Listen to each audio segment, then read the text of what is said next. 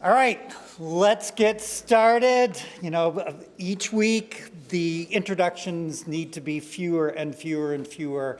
But I always want to start out by thanking again our sponsors, the Michigan Architectural Foundation, through their Damien Farrell Architecture Awareness Grants Program.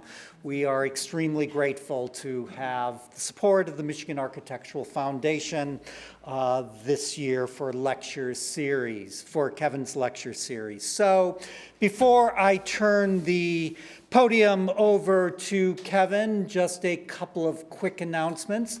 3 you've heard, 2 are new.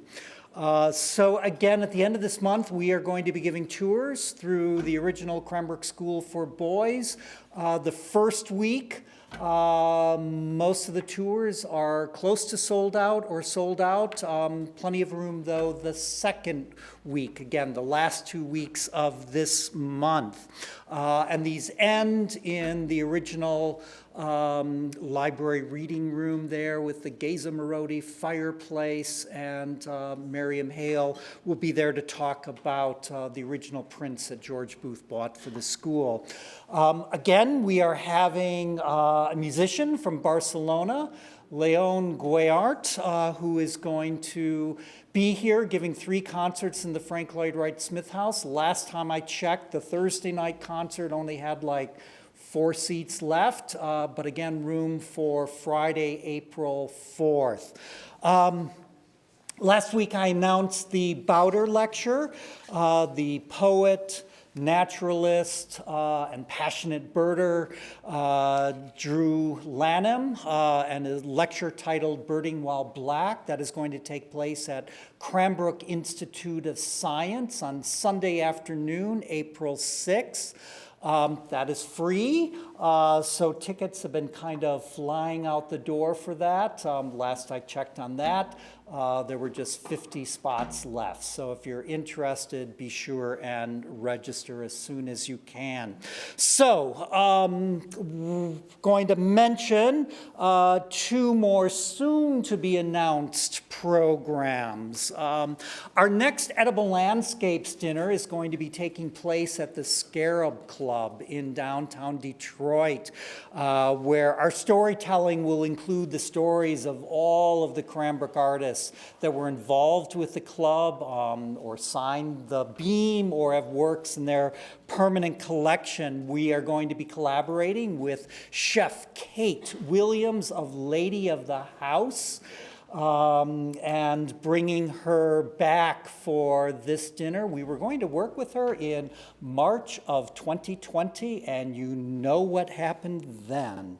Finally, we are just about, I've been hinting about this, but our 3 days away travel program is coming together in a very nice way. We're going to be asking you to meet us in Buffalo. This is going to be June 26th through the 29th, and we will be going behind the scenes at Eliel Saarinen's Kleinhans Music Hall. We'll be going to both of Frank Lloyd Wright's homes that he built for the Martin family, including Graycliff on Lake Erie. And then, apropos to this audience, we'll be heading to Utopia. And we'll be going to the arts and crafts utopian community that Kevin talked about, the Roycroft community in nearby East Aurora. So that's going to be fun. So again, you meet us there, and then once you arrive there, we'll take care of everything, including having a nice coach for the experience in Buffalo. But whether you walk, jog, fly, or drive there, that is completely up to you. So it's time to turn it over again to Kevin, our curator extraordinaire, for another night of utopias. Kevin. Thank you, Greg. Well, we have made it to the post-war period, a time in global architecture history where the focus shifts from Europe to America, where we have incredible population movements, we have radical stylistic change, we have technological advances that will affect every aspect of life, including technological advances that make us want to depart again to the West to find another utopia.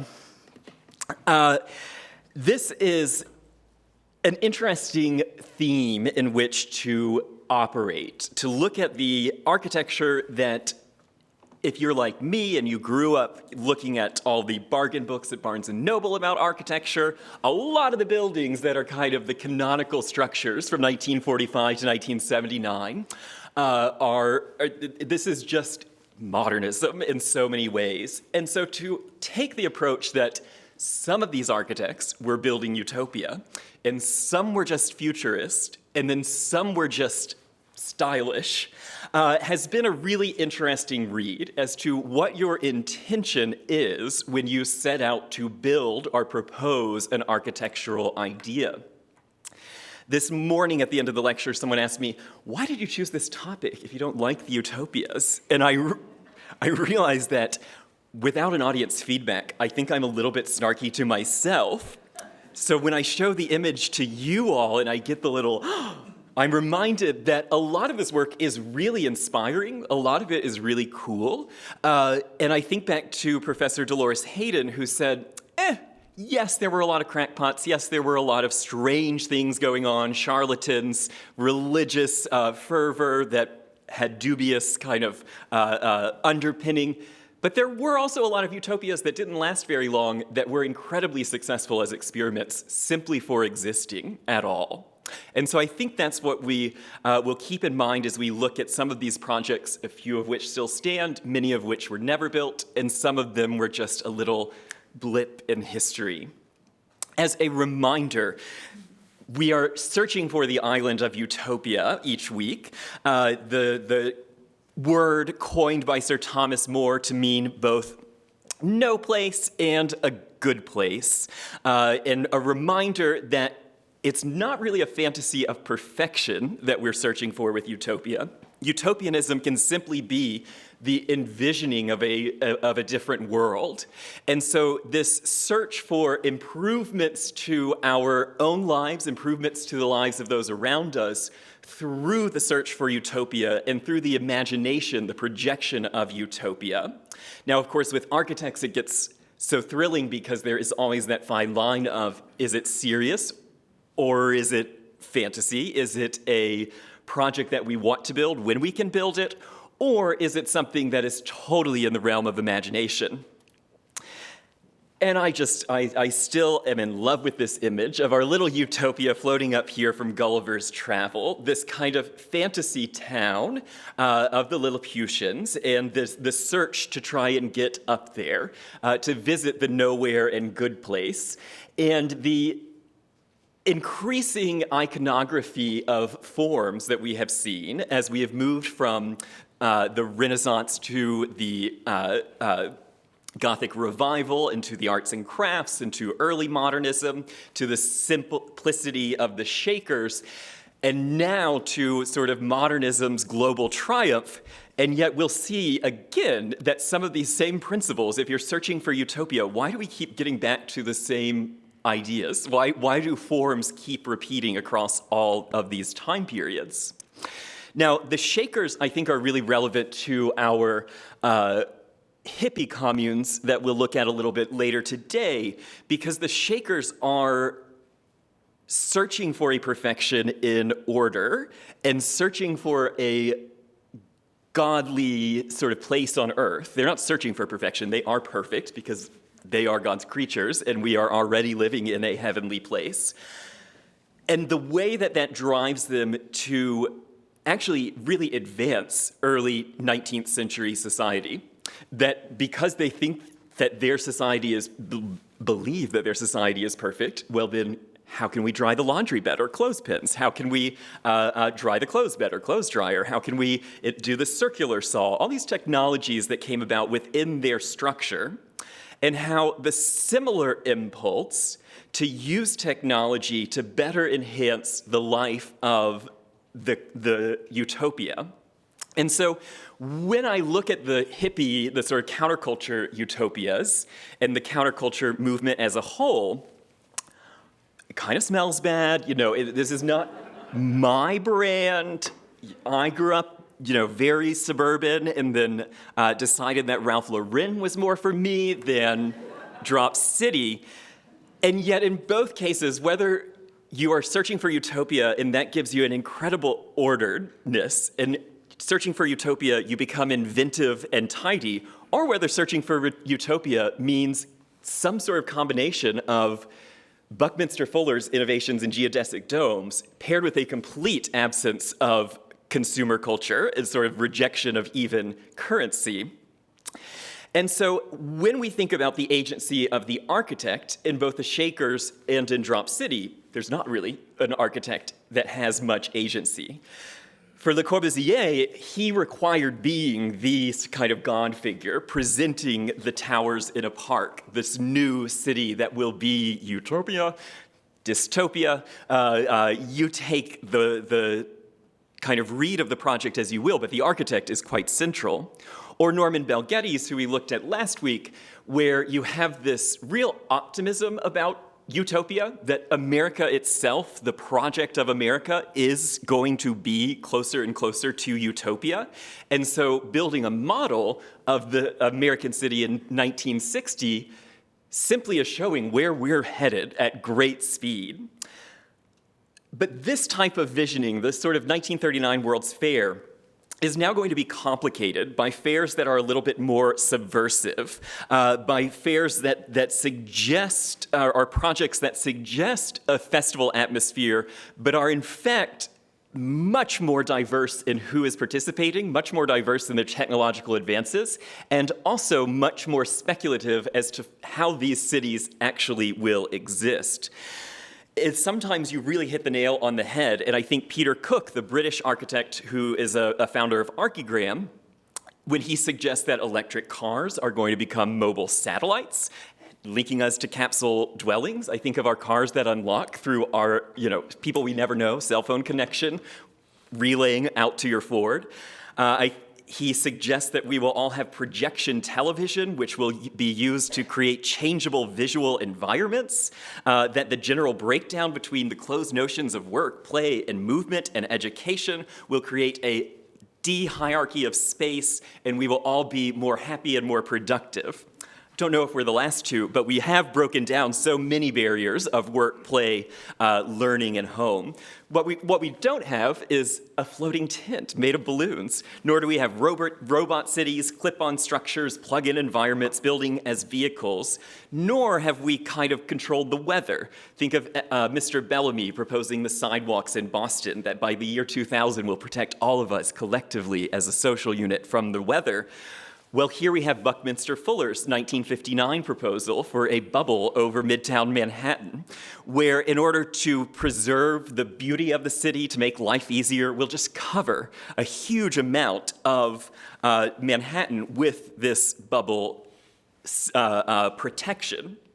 It is a way of thinking about an interaction between the city that we know and this imagined utopia.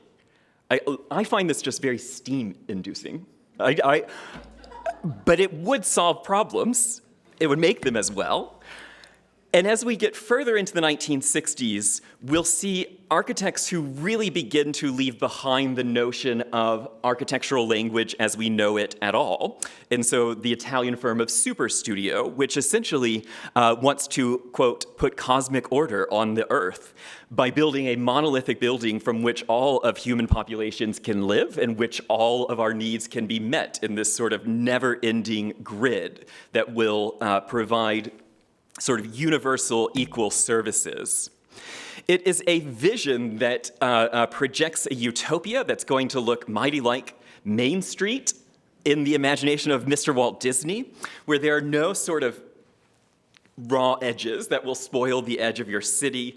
Everything is handsome, everything is tidy, it's easy, it's taken care of. It is an American city like no other because you have paid an admissions ticket to get there.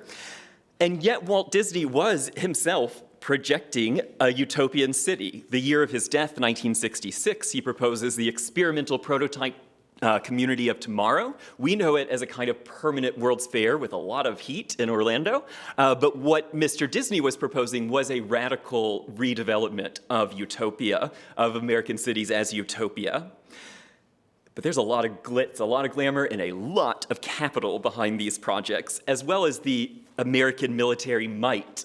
And so if Buckminster Fuller can give us these amazing domes that are going to cover all of Manhattan, we can also begin to see utopian ideas engaging with the sort of war production, the kind of permanent military that the US develops as we create a constellation of empire on bases around the world.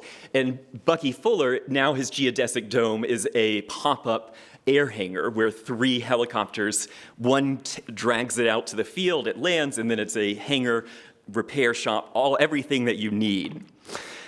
And so I go back to Peter Cook of Archigram, the kind of crazy, colorful drawing. In 1970, he publishes a book called Experimental Architecture, which I really enjoyed. And the first line is, curiously, most of the experimental work I can still find looks like some kind of building.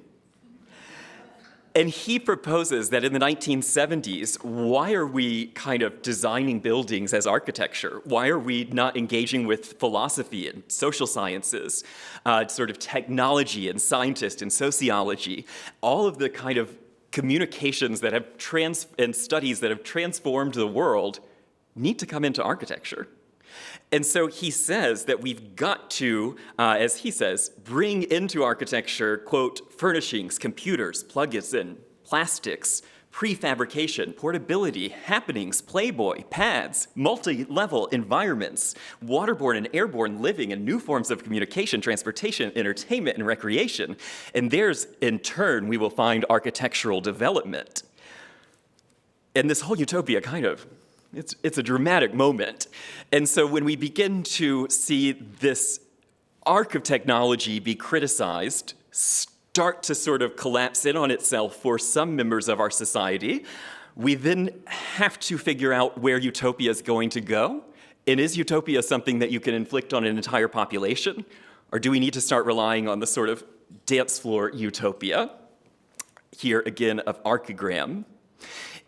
It's a lot of change that we are going to review tonight as we move from these very different projects, some of which are led by very charismatic gurus, some of which are led by very charismatic guru architects. Some have almost no architecture as we know it. Some are by poets who are called architects.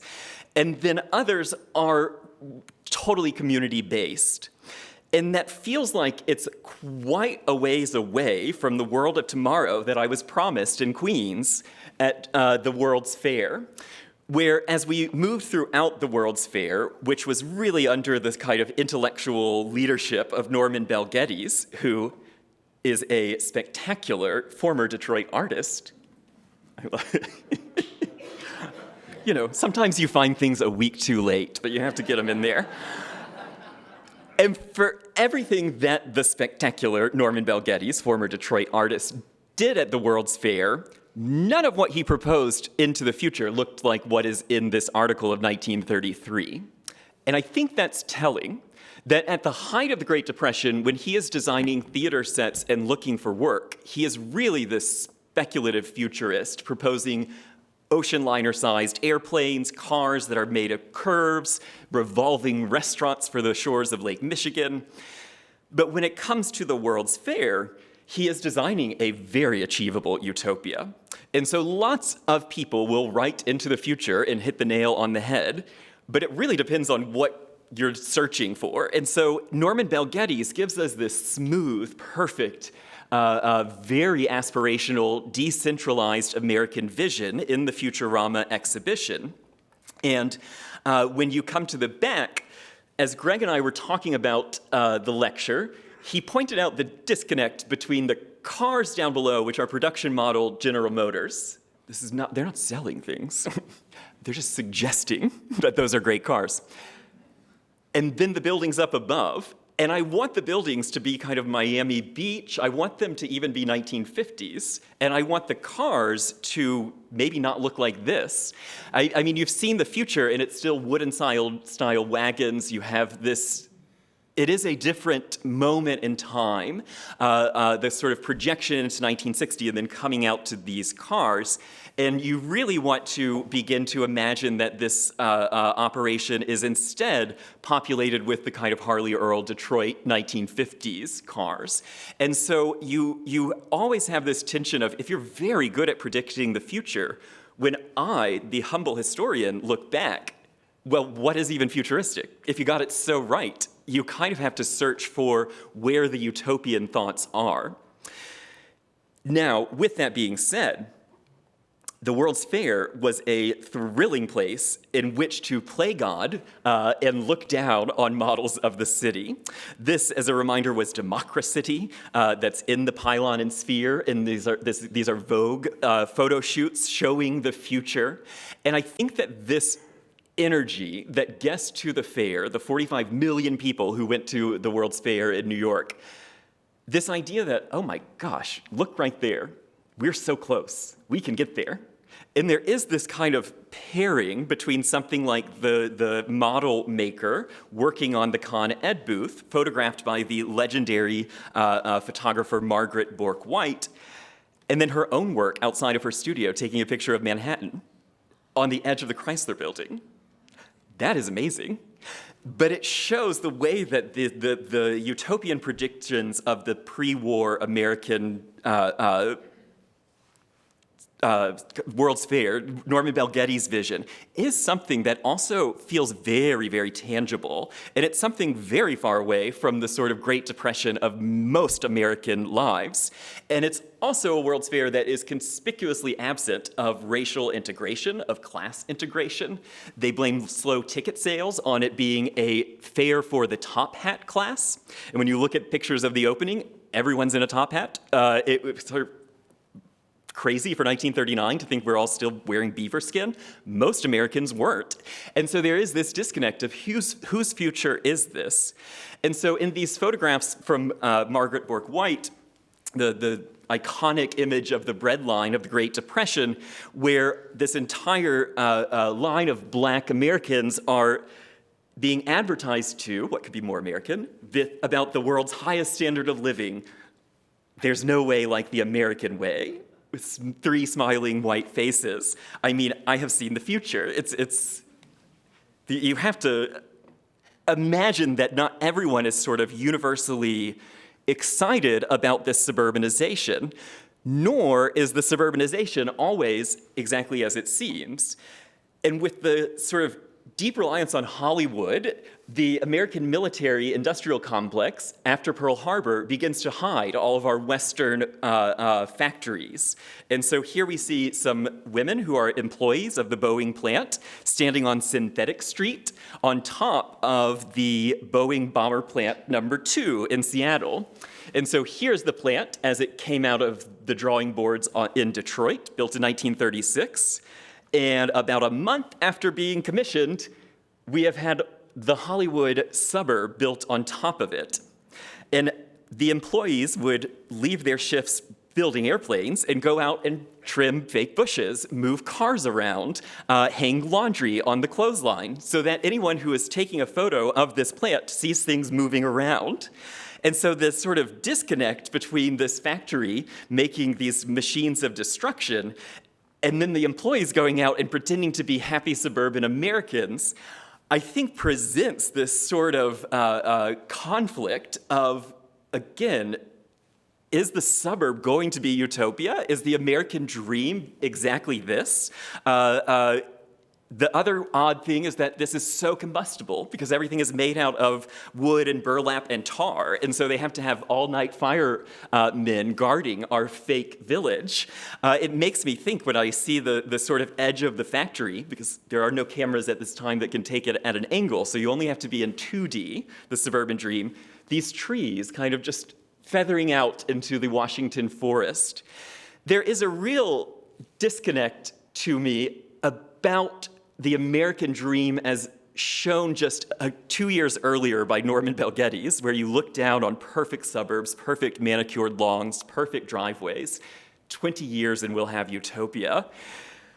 But to get there, we're going to have this sort of destruction of unimaginable scale and then make it kind of cute. Hide it beneath the American dream, the scale of the model working at two different levels, from your family walking around the Democracy looking down, and then the airplanes flying over the West Coast looking down. But architects and visionaries are observing what is happening with the war developments and saying, hey, peace will come. And there's really no one who exploits the American military's rapid development, rapid expansion, technological innovations like Buckminster Fuller. He is a design visionary, an architect, an engineer, a writer, a lecturer, the recipient of over 50 honorary degrees. And here he is doing his first of 3 wartime Museum of Modern Art shows, where he is showing the Dymaxion deployment unit. This is a system he developed in 1923, where first you build your metal pole in the center, then the roofing elements clip on there, and anyone can do it, even Mr. Fuller himself. And then you lift that into place like an umbrella, and now we start to add the sidewalls, which you can begin to understand Buckminster Fuller's years spent in the Midwest and his fascination with grain silos. This is really meant to be something that was utterly portable, utterly flexible. It's a portmanteau of the words dynamic, maximum, and tension, Dymaxion. And the one that was in the Museum of Modern Art courtyard was one of about 100 that were made, and most of them went out on deployment. And so here you see soldiers living or working, stationed in these experimental buildings. And Fuller looks at the factories and says, hey, this is our tax dollar at work. Are we going to privatize all of this immediately upon peace? And so he begins to agitate that we need to use these production skills, our factories, to make housing, to solve the small house problem, to build a world where we could see tens of thousands of these Dymaxion dwelling machines deployed out into the American landscape. He really made the case that this was a perfect flexible home, that the aluminum was light, it was efficient, it was clean, that you could move your walls all around because all the core of the house holds all of the services, and that, probably the most conventional arrangement here, that this can be infinitely flexible. Now, there's only 2 ever made. One, of course, is at the Henry Ford, and this is another one that has a much more sort of scenic locale. We needed Norman Bel Geddes to do the set designs for Buckminster Fuller.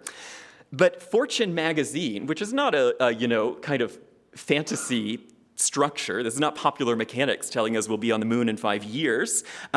Fortune magazine says that this house will have more social influence on American life than the automobile.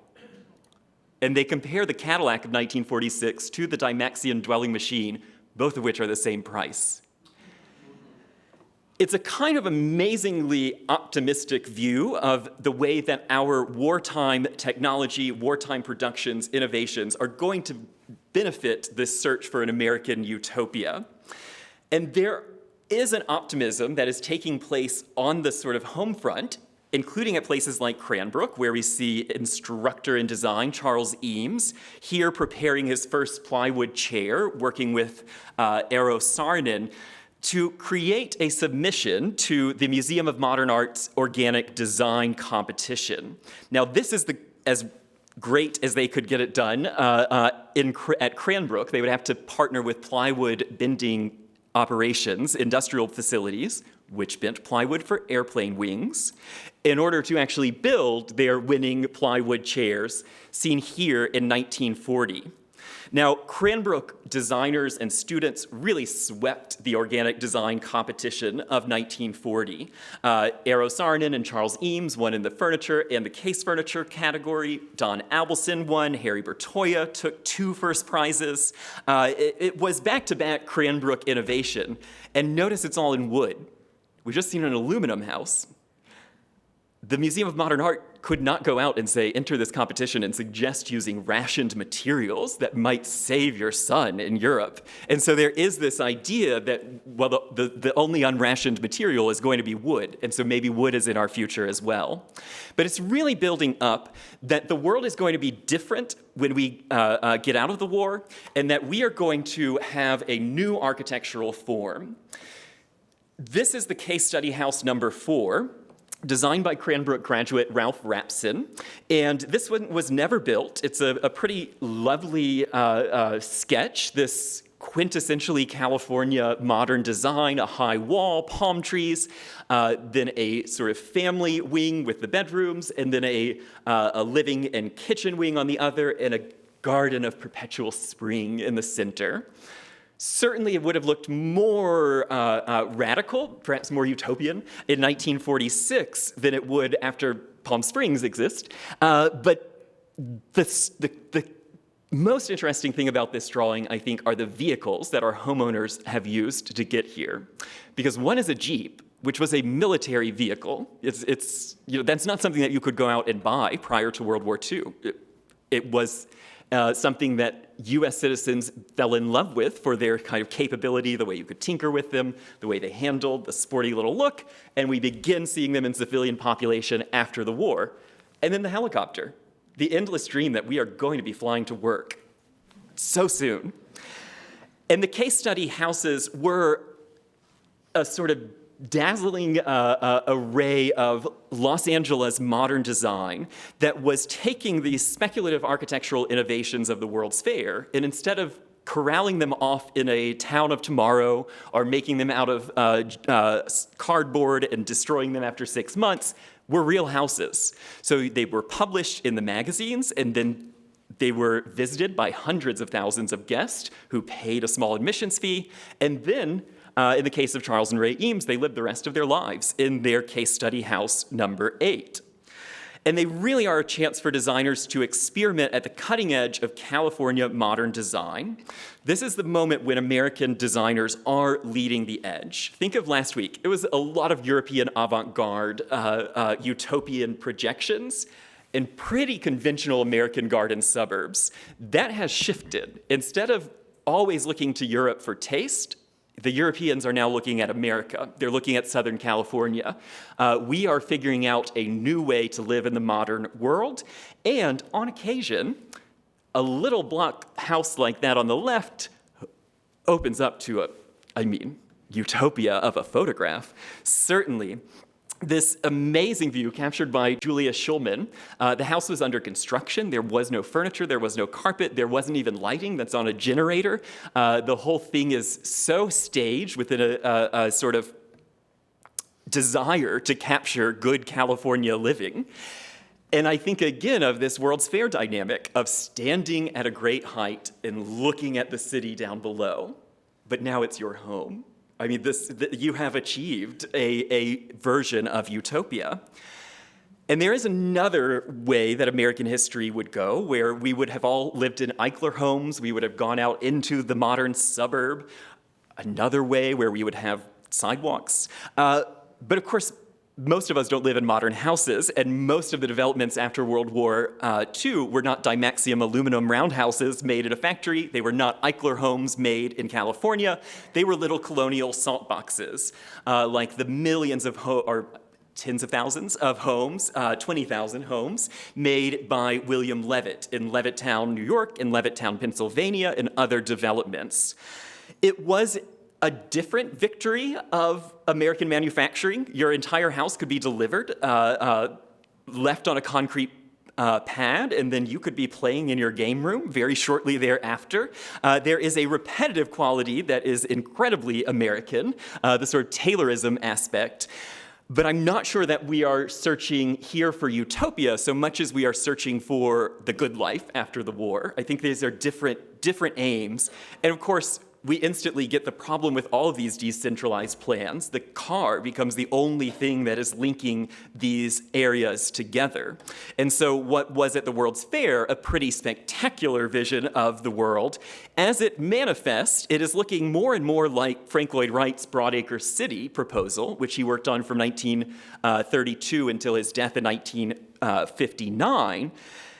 And he admits it loses all of its potency because what in 1934 for the model was a vision of an agrarian victory of Americans' decentralized living, where we would live under a socialist architect, our benevolent leader who is unelected but has great taste. Frank Lloyd Wright thought that this would be the American counter to the European avant-garde, but he also knows that Americans are deeply wedded to our vision of ourself. And so you look at a colonial revival house, and you see Frank Lloyd Wright's name for houses in Broadacre City as colonial equivalent.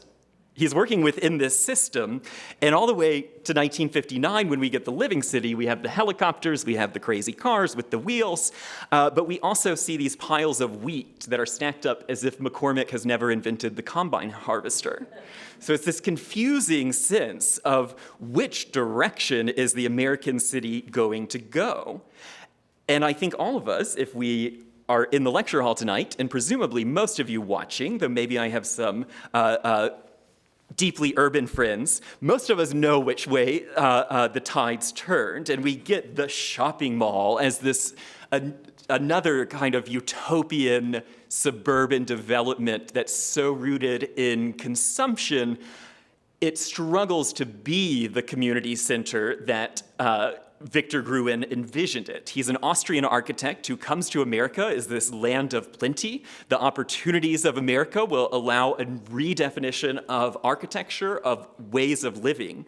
And in his first malls, like Northland Center, very nearby, there was a bus line directly to the Hudson's downtown, separated bus highway from pedestrian, separated then again from personal vehicles.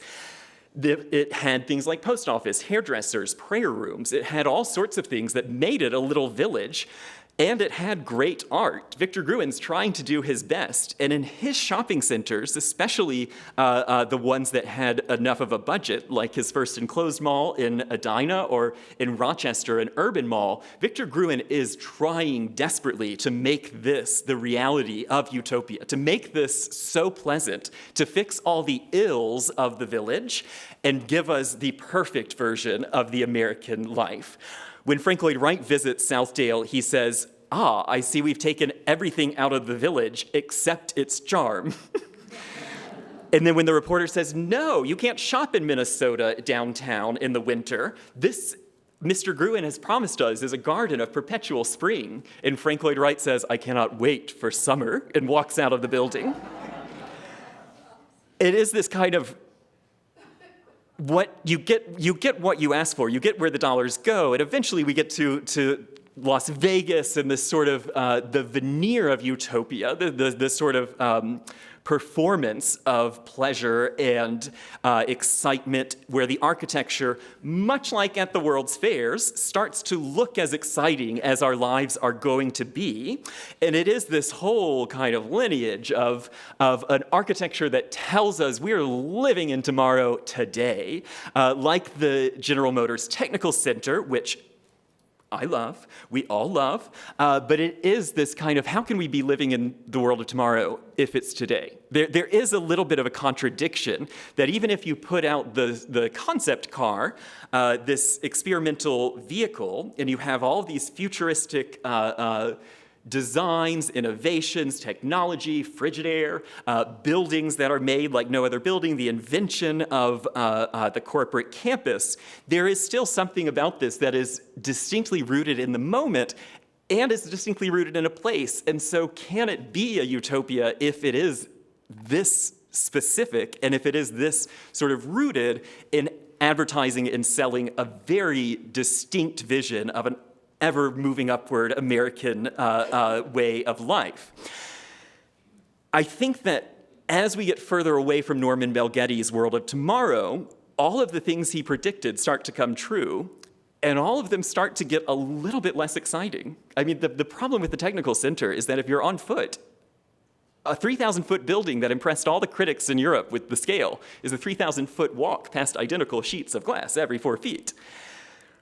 And so you have a kind of wondrous technology being developed, and then what are the applications? Here, Buckminster Fuller, who loved working with architecture students. He saw architecture students as being these kind of communities that would necessarily be the future of utopias. And so these are North Carolina State University students who are holding up, demonstrating how very thin members can be linked together to create these very massive structures, and then the way that it might be turned into a fully automated cotton processing mill that actually has no employees working in it. And then the way that the domes are kind of co-opted by the American military into these hangars that will zip around. And I give Buckminster Fuller credit. He was always so visionary that anyone who would take him up on the idea can do it. And so why not work for the largest budget in the world? And we still use his radome designs throughout the Arctic. They're still Buckminster Fuller's designs. But we never quite get to the scale of the utopian bubble over Manhattan. And the largest of his projects, it will be the Montreal World's Fair, the Biosphere of 1976. And this is an exhibition that's showing all the strength of technology, the optimism of the future, the spirit of 1967.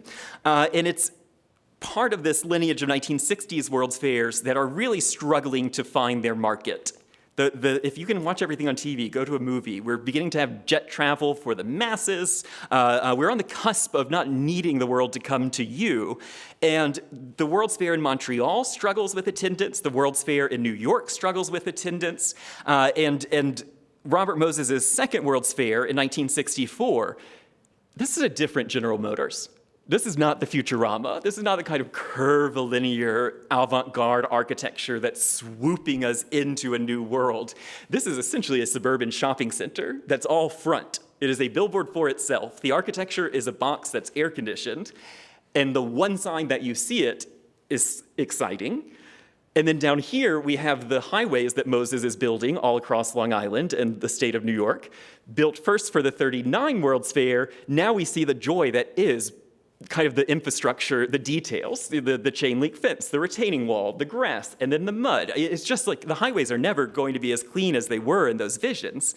And this is the Futurama no one talks about because it just doesn't have the kind of grip on the imagination. This is a utopia that is totally extractive. So we've gone to the Arctic to get oil. We've gone to the base of the ocean floor to get oil. We are mining on the right. We are aerating and planting crops in the desert Southwest by desalinating seawater and pumping it inland. And when we get to the city, there is something that feels, if not unachievable, I don't know, is it undesirable? Or is it simply that it just looks so much like a 60s sci-fi film, I find it a little bit hard to believe that this is really 1984, as the Imagineers of Walt Disney are telling us. Now, separate from Norman Bel Geddes, who said that utopia is just around the corner, let me show it to you. Now, we're getting much bigger. We're going out into the scale of the megacity and the scale of space, and it has a more kind of storybook quality because it is all developed by Walt Disney. And we begin to see the impact that Disney has on the public's imagination of what is an ideal America. And Disney really helps to define for an entire generation of viewing public what we want as Americans. Now, at the 64-65 World's Fair, he becomes like Bel Geddes was in '39, where it's just pavilion after pavilion is Disney Imagineering. And so you can see your production model Mustangs, you can see your car that has a built-in grocery cart, which is great. And then on the first day of the fair, instead of having FDR open it in front of pageant of thousands, you have the Congress of Racial Equality sitting in on the Triborough Bridge and other New York bridges so that no one can get to the fairs. Now, Robert Moses has built the entire Long Island Expressway system with bridges too short. because he says, I don't want buses on the parkways. Only one type of people uses a bus. Robert Moses has said, we want people to feel comfortable at the 64 World's Fair. Anyone who has a public-facing job is white. Again, this cannot be utopia. It just can't. And so you see the problems of the inequality of racism, the problem of access, the problem of who is going to invest in the New York where people live. We've done another World's Fair, and you are ignoring the people of Harlem. And if you get to the fair, you'll see Walt Disney's first animatronic, Abe Lincoln, who will read a sanitized script that never mentions race, never mentions racial harmony. It is a script. Lincoln said every word. You can't blame it on the edit, but you can blame the people who are selecting that Lincoln to present as an America. And so we begin to see this optimism, this futurism, the kind of American society that has been promised to us by modernism, promised to us by our federal government with elements like the National Historic Preservation Act and the Great Society, begin to not promise a great society, begin to give us a sort of sameness to American cities. We see the triumph of international-style architecture, which is a sort of techno-capitalist utopia, but is not my utopia. You see this visionary architecture of the 1920s coming true, but again, for who? And there's a project that I was unfamiliar with until December, when it was published in New York Review of Books, perhaps, but another Buckminster Fuller project. But here, his partner was a black woman architect. And the surprising plan for Harlem in a post-race riot 1960s New York, where June Jordan receives an invitation to write for Esquire magazine about what it's like really in Harlem. On the inside, poet June Jordan will take us there. And instead of, I think, showing Esquire a sort of Jacob Riis-style expose into how the other half lives, June Jordan writes to Buckminster Fuller and says, I've seen your designs, I've seen your future. I think Harlem is utopia. We need to fix this. And so they propose a series of 100-story towers that would start 10 stories above the existing city so that no one would be displaced. And then everyone would be given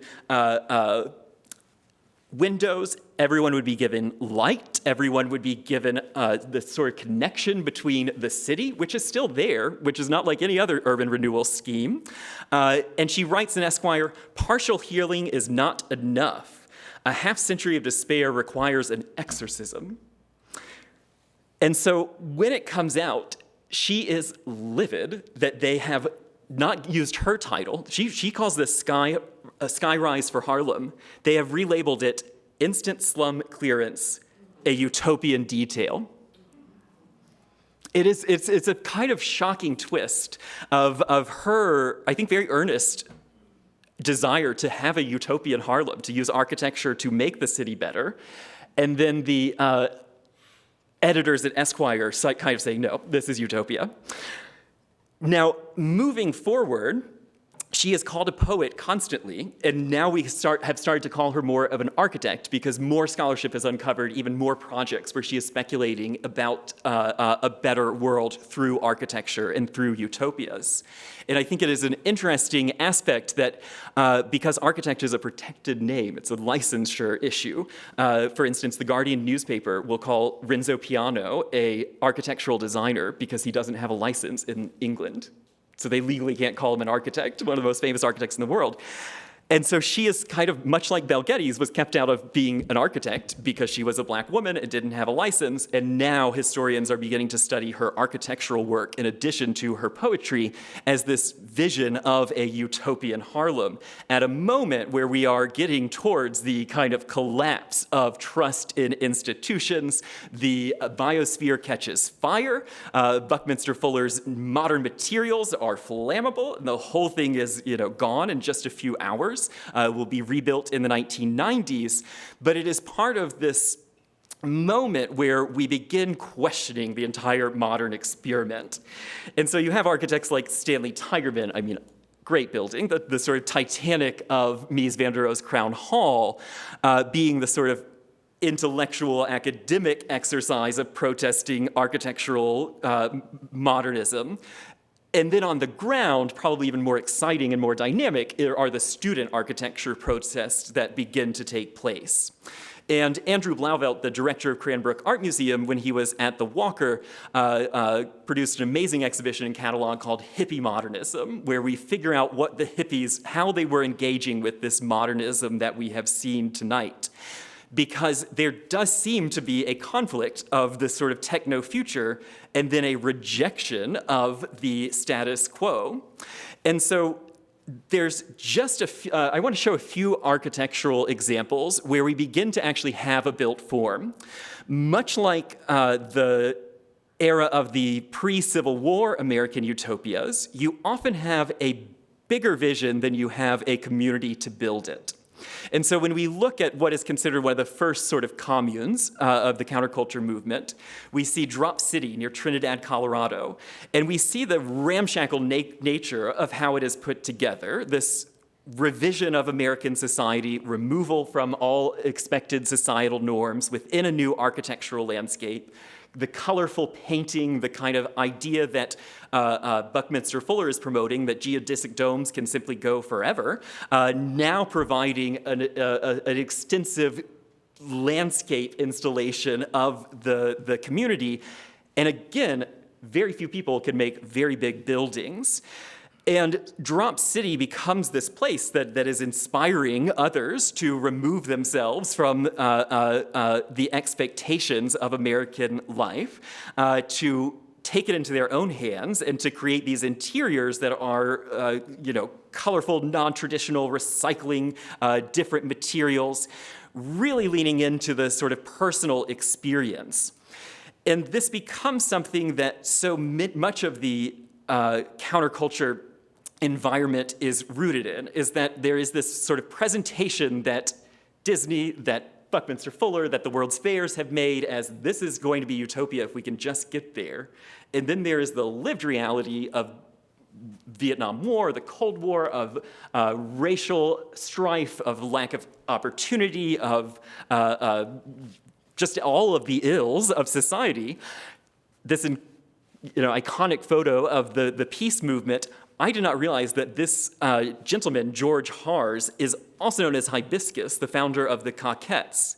And this idea that you can be a sort of Janus-faced protester, that you can have your respectability politics, putting your little daisy in the National Guardsmen, and then you can go back to San Francisco and form your own community. You can form your own vision, your own sort of surreal, over-the-top performance troupe. And this is part of the larger counterculture movement that doesn't leave much of a record of an architecture, because just like the perfectionists at Oneida were great at making silverware, having open marriage, and kind of generic at architecture, the hippies don't really build great structures. They are building a world, and that world is also rooted on in the psychedelic experience. And so much of this architecture is a liminal experience. It is something that you had to be there. Like the Trips Festival, which is in this amazing San Francisco urban renewal concrete convention hall. And the black and white photos make it seem, maybe this is a B-list celebrity's birthday party. But then you get the artistic interpretation when we begin to see that, the room is lit all by these projectors and mylar and all the happenings and this kind of there is no start, there is no end moment that becomes a fascination with architectural designers and with the creation of space.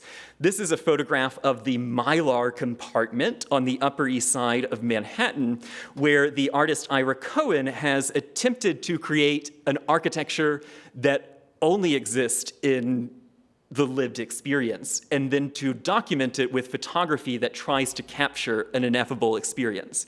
it is getting back to Bruno Taut and his glass architecture, the alpine architecture, the crystalline experience, that you could be transformed by color, pattern, rhythm, and light.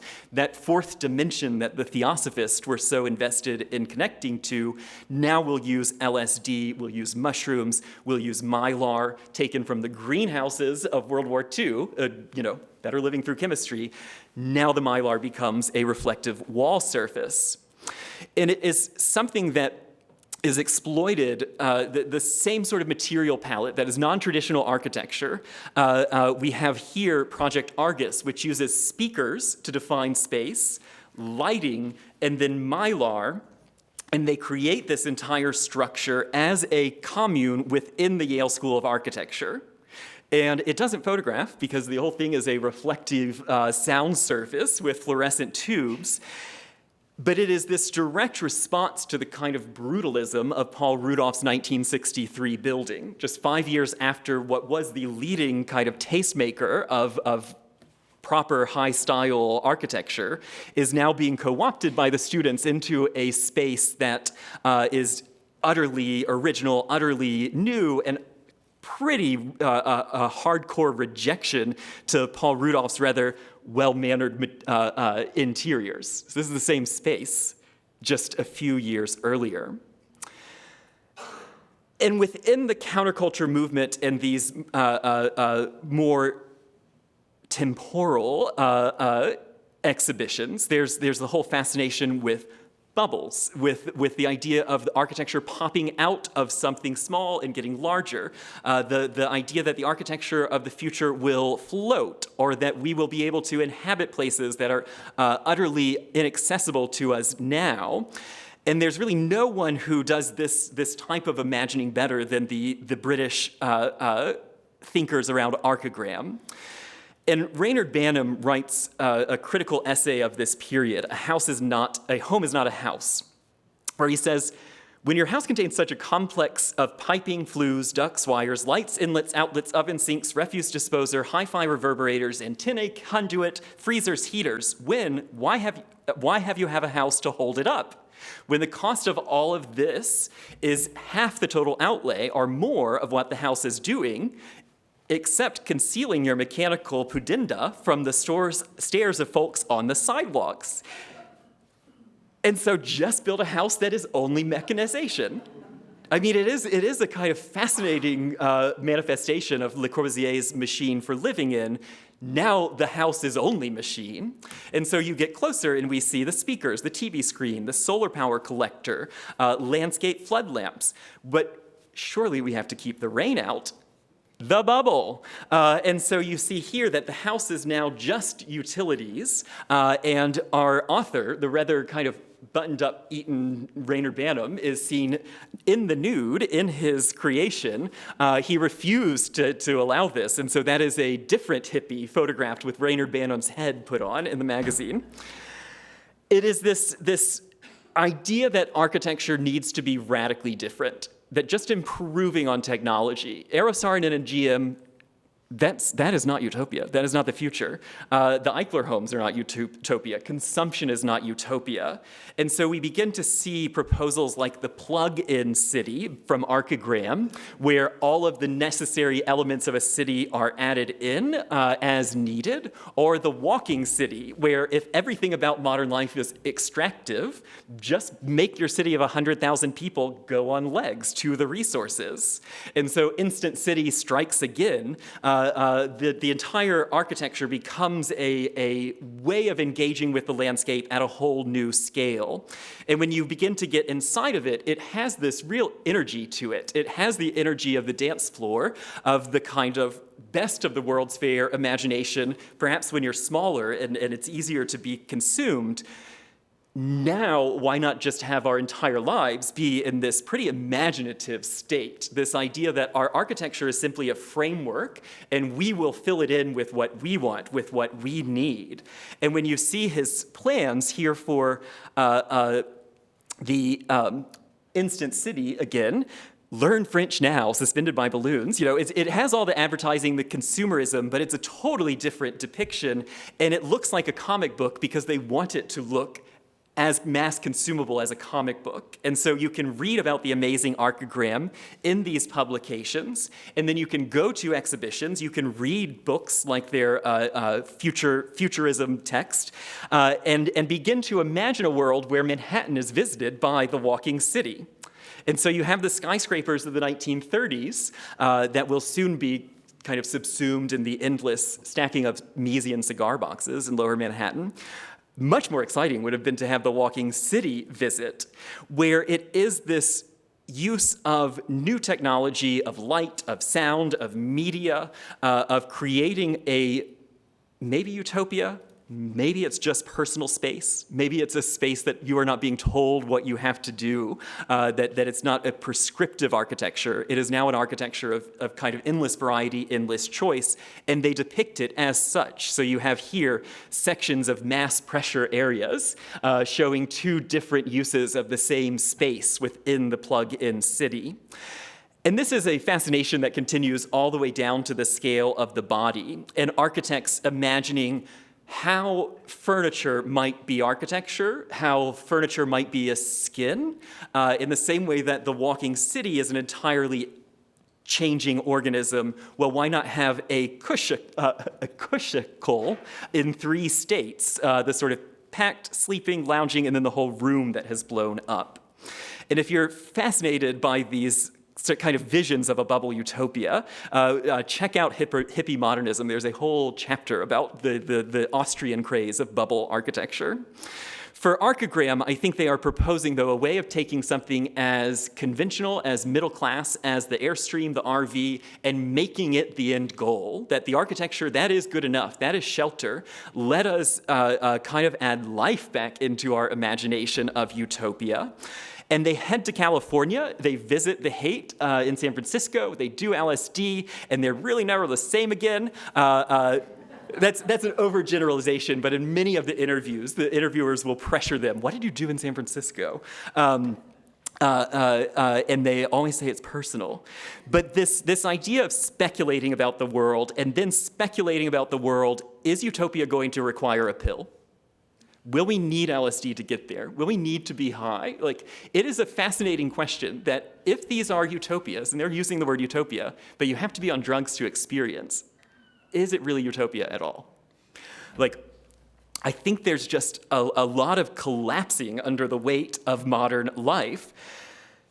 And these environments, like Ken Isaacs, a Cranbrook grad, where he is creating a structure that uses projectors. On the left is a recreation of the 1962 knowledge box.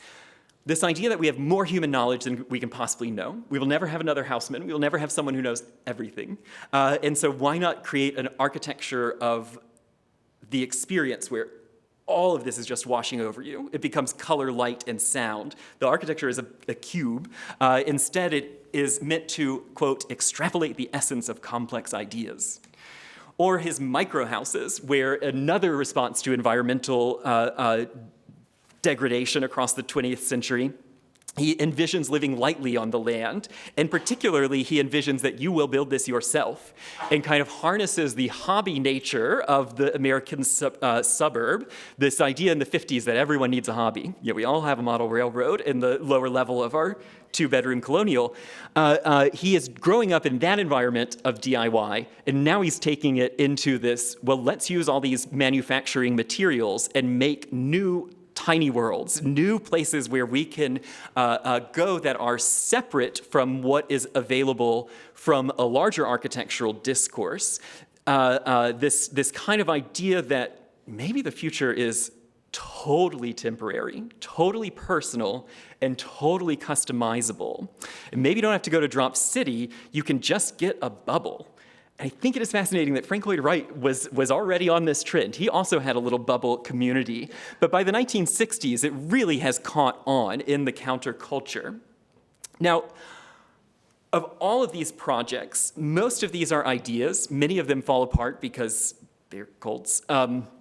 Many of them don't have buildings. They don't have an architectural side. Ken Isaacs continues to work into the 2010s, but we do not all live in tiny micro houses that have plywood walls connected to scaffolding. There is a real sort of fervor to, on the capitalist side, the kind of Disney taking the lead. Utopia is just around the corner, and it's going to be very traditional, very white, very perfect. It is the victory of the Garden City. And then you have the counterculture saying utopia is going to be like nothing we've ever seen. It's going to be temporary. It's going to be a repurposing of materials that were developed for the war, and we are going to use them to create our own environments. And a place that begins to combine these thoughts is Paolo Soleri's Arcosanti. This is the last project that we'll look at. Paolo Soleri is a complicated figure. He is hailed in his time as the prophet in the desert, or the, quote, charismatic guru of US countercultural idealism and hippie utopianism. Here he is at his drafting table in the desert Southwest. How did our Italian architect get to the outskirts of at this moment in the 50s Scottsdale? Well, he, like many Europeans before him, came to work for Frank Lloyd Wright.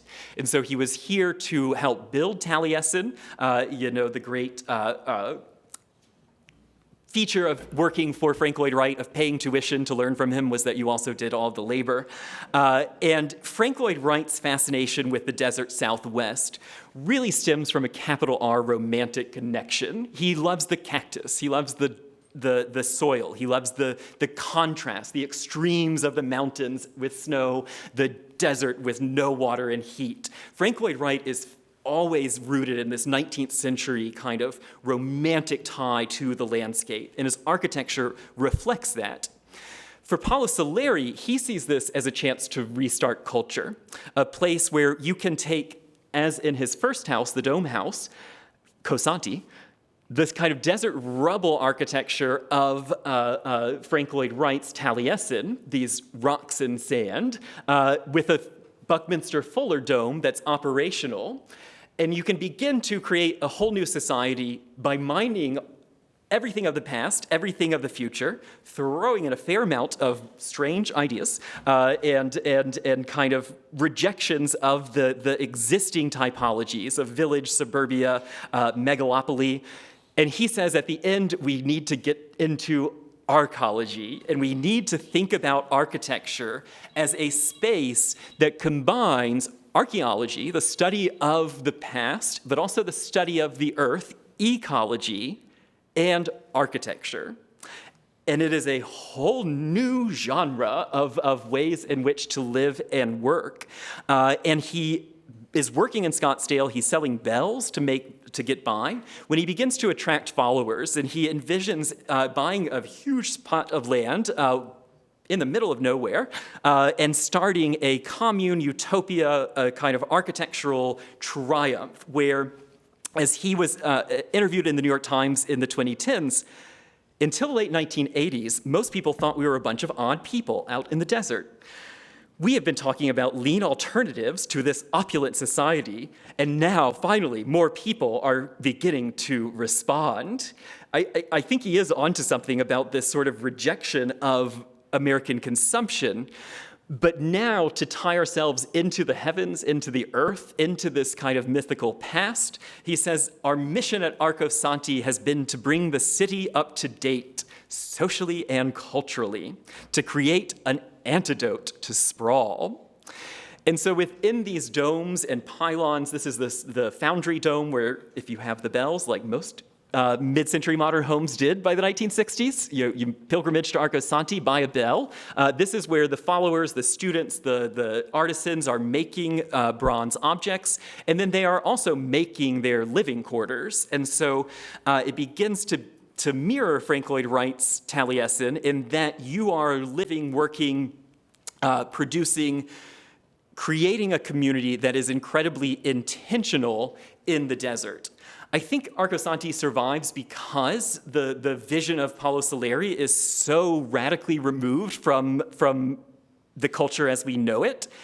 I'm not sure it survives because of his larger vision, where he sort of imagines that the whole world will be covered in a Paolo Soleri kind of organic triumph of individualism.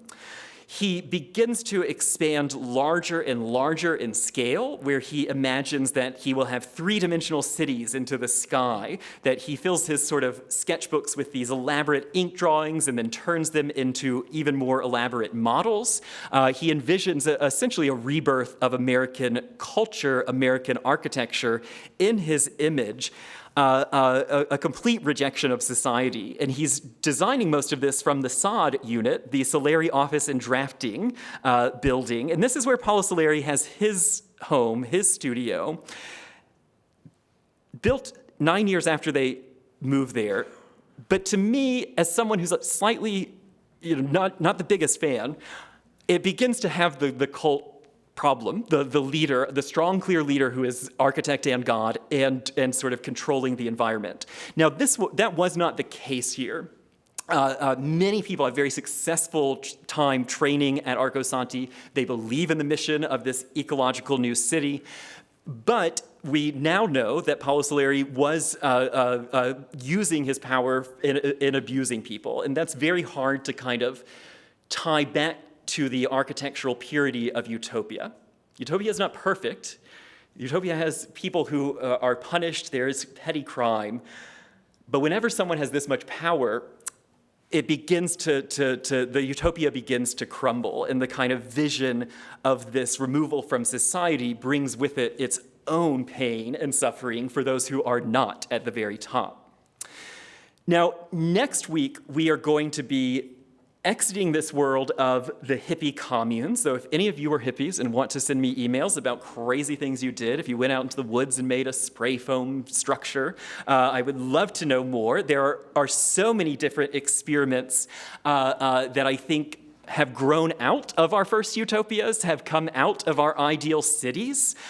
This week, we saw as the schism in American life revealed that not everyone would want to be in a World's Fair made manifest in Manhattan. Not everyone wants to be in a dome. Next week, we are going to try and see who's looking for utopia now. Is it possible? Do we have to create a personal utopia? Do we want to search for utopia at all? Where is the state of architecture? If utopias are the way to pave the way forward, and we're not dreaming of them, I don't know what we do next. So I look forward to our last lecture. If you have questions, please share them with me. And I'll leave you with these just two funny pictures. I couldn't incorporate another way. When the politicians come to utopia, Richard Nixon at the opening of Disneyland and George Romney, governor of Michigan, at the opening of the 1964 World's Fair. There are plenty more intersections of utopia as the imagined space, utopia as the potential on the ground, and architects. So thank you. I'll see you next week.